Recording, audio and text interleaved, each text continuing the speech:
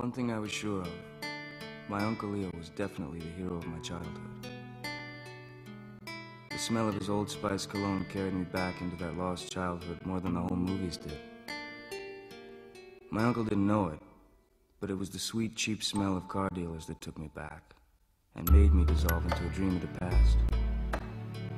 Leo was the last dinosaur that smelled of cheap cologne, and he believed in the American dream.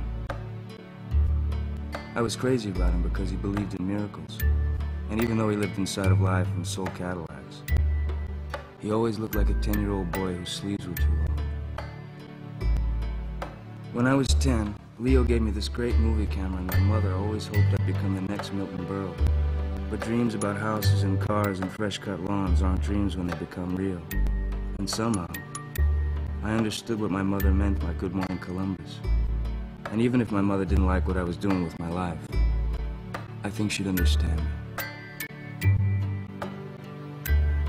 When I was 11, I got this really weird earache that wouldn't go away. I went to about 100 doctors, but none of them could help me.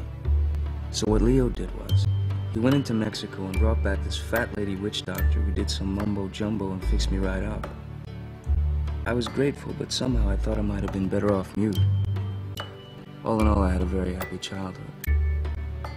My father was a border guard who spent most of his life trying to keep people from crossing lines. Every night for 15 years, he'd go out and smooth down the road between Mexico and Arizona. And every morning, he'd be out there looking for footprints in the dirt.